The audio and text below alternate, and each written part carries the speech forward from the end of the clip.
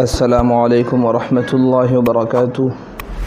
ناظرین گرامی، آپ نے بہت سے لوگوں کو دیکھا ہوگا کہ جن کے ہاتھوں کی ساری انگلیوں میں انگوٹھیاں ہوتی ہیں کہ وہ الگ الگ رنگین پتھروں سے انگوٹھیاں بنا کر اس کو پہنتے ہیں۔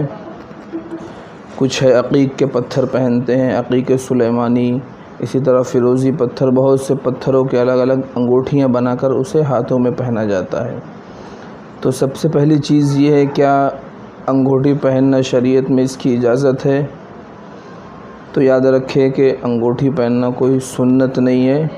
اللہ کے نبی صلی اللہ علیہ وسلم سے جو ثابت ہے کہ اللہ کے نبی نے استعمال کیا تھا، تو آپ نے مہر کے طور پر استعمال کیا تھا کہ آپ کے انگوٹھی میں مہر تھی کہ آپ جو خطوط بادشاہوں کو بھیجتے تھے تو اس انگوٹھی کے ذریعے اس کے اخیر میں آپ اسٹیمپ یعنی کہ مہر لگاتے تھے، تو اس وجہ سے آپ نے انگوٹھی پہنی ہے۔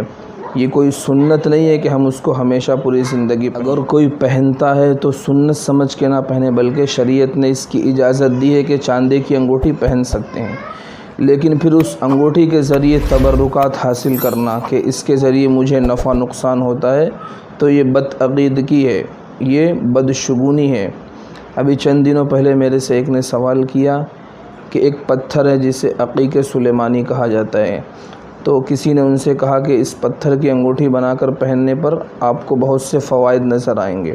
تو انہوں نے مجھ سے پوچھ لیا کہ اس طرح کرنا صحیح ہے؟ تو میں نے جب مسئلہ دیکھا تو مسئلے میں یہی تھا کہ اس طرح کا عقیدہ رکھنا غلط ہے کہ کسی انگوٹھی کے ذریعے ہمیں فائدہ یا نقصان ہوتا ہے، بلکہ فائدہ اور نقصان پہنچانے والی ذات صرف اور صرف اللہ کی ہے۔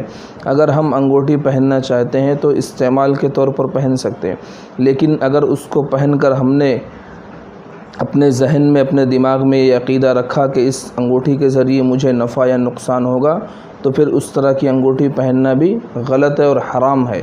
اگر آپ استعمال کے طور پر پہن رہے ہیں تو پہن سکتے ہیں، لیکن اگر آپ نے عقیدگی کے طور پر پہنا ہے کہ اس انگوٹھی کے ذریعے مجھے یہ نفع ہوگا یا نقصان ہوگا، تو اس طرح کرنا غلط ہے۔ تو ناظرین گرامی، امید کرتا ہوں کہ آپ کو مسئلہ سمجھ میں آ گیا ہوگا۔